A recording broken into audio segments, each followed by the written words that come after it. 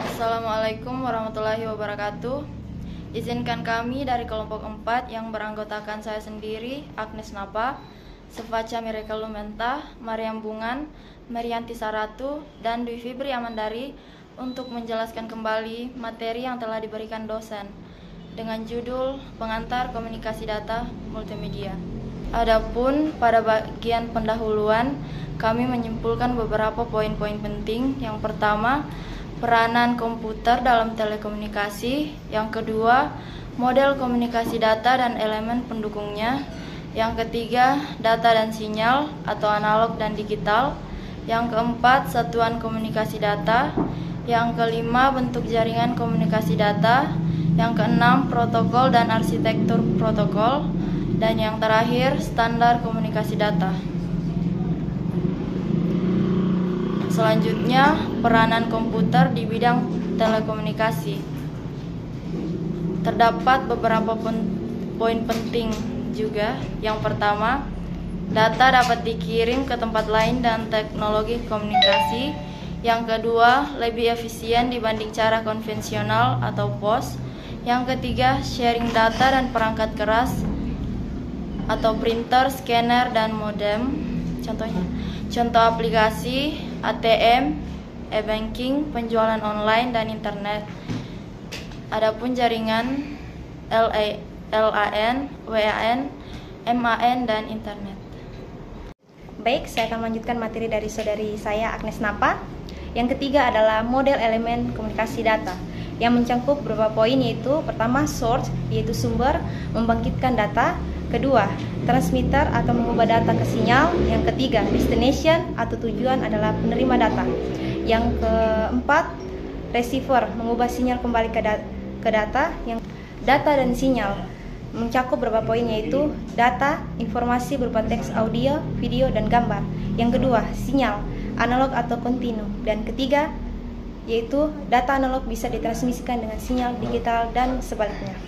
Baik, untuk melanjutkan materi saya serahkan kepada teman saya. Baik, saya akan melanjutkan materi yang dibawakan oleh saudari saya, yaitu yang kelima, bentuk sistem komunikasi data. Yang pertama yaitu offline, data diproses tidak langsung atau batch processing. Dan yang kedua, online, data diproses langsung atau real time.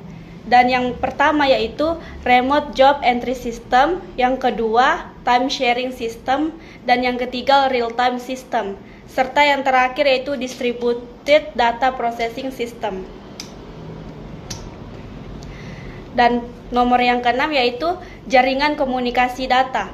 Yang pertama yaitu workgroup atau skala kecil ruangan.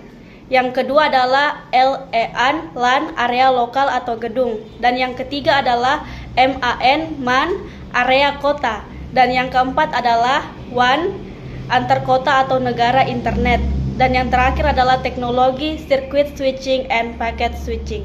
Dan materi selanjutnya akan dibawa oleh saudari saya. Baik, selanjutnya saya akan melanjutkan materi yang telah dibawakan oleh teman saya. Selanjutnya itu ada protokol dan arsitektur protokol, yang dimana ada terbagi menjadi 4 bagian. Yang pertama itu ada protokol, aturan komunikasi data atau apa, bagaimana, atau kapan.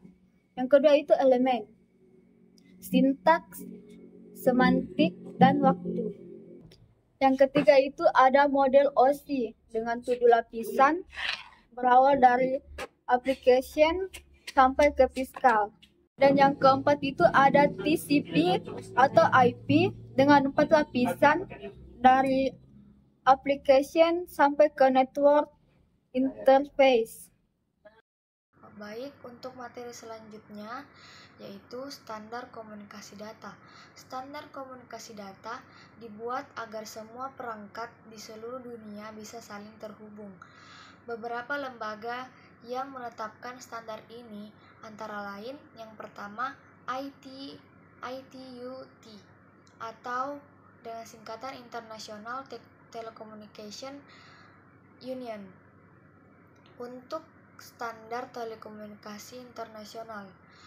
Nah, yang kedua itu ISO dengan standar OSI 7 lapisan, serta Internet Society yang menetapkan standar internet berbasis TCP/IP. Nah, dari pembahasan tadi dapat kita simpulkan bahwa komunikasi data multimedia adalah proses pertukaran informasi berupa teks, suara, gambar, maupun video dengan bantuan komputer dan media transmisi. Komputer juga berperan tidak hanya sebagai pengolah data, tetapi juga sebagai penghubung jarak jauh. Pemahaman dasar mengenai model data dan sinyal jaringan, protokol, serta standar internasional sangat penting sebagai fondasi untuk mempelajari komunikasi data lebih lanjut, termasuk keamanan pengkodean dan manajemen jaringan. Demikianlah hasil presentasi kami dari kelompok 4. Sekian dan terima kasih atas perhatiannya. Wassalamualaikum warahmatullahi wabarakatuh.